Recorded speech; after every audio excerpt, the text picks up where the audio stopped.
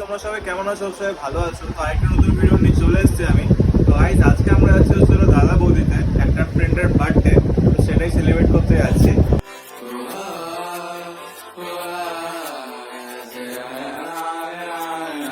Happy birthday to you.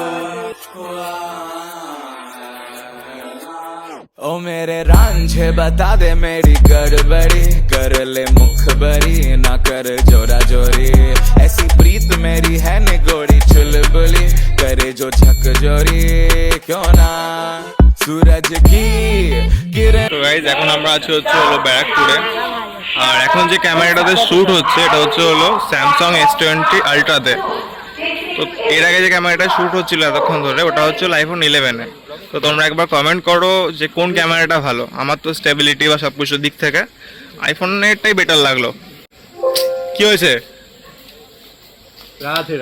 ভালো আছো দাদা? মানে বাবা। তো গাইস আমরা পৌঁছে গেছিলাম দাদা বৌদিতে, অ্যান্ড গাইস আমরা নিয়ে নিয়েছিলাম 4 plate chicken biryani. And guys দাদা বৌদিতে কিন্তু শুরুর থেকে সে কলা পাতাতে দেওয়া হতো, এখনও কিন্তু সেই কলা পাতাতেই দেওয়া হয়। অ্যান্ড গাইস রাইসের কোয়ালিটিটা কিন্তু খুবই ঝরঝরে ছিল।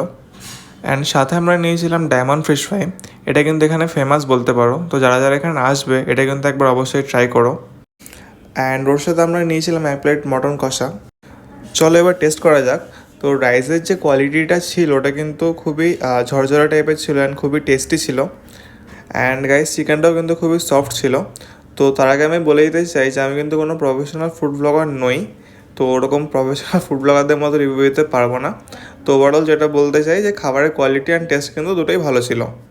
অ্যান্ড এটার সাথে একটা চাটনি দিয়েছিল, তো চাটনির সাথে কিন্তু রাইসটা বেশ ভালোই লাগছিল। অ্যান্ড ডায়মন্ড ফিশ ফ্রাইয়ের যে টেস্ট ওটাও কিন্তু ভালো ছিল বেশ, এটা এখানে ফেমাস। তো যারা যারা এখানে একবার আসবে বিরিয়ানির সাথে এটা একবার ট্রাই করো, কিন্তু এটা বেশ কিন্তু ভালোই ছিল খেতে। অ্যান্ড যে মটন কষাটা ছিল গাইস ওটাও কিন্তু খুব টেস্টি ছিল, খুবই জুসি ছিল। তো ওভারঅল বিরিয়ানির সাথে কিন্তু ভালোই লাগছিল।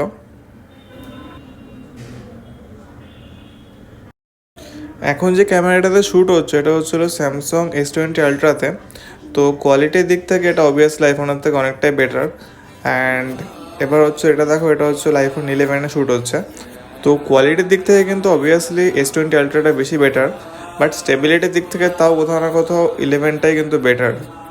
তো তোমরা গাইস কমেন্ট করে বলো কোনটা বেটার বেশি।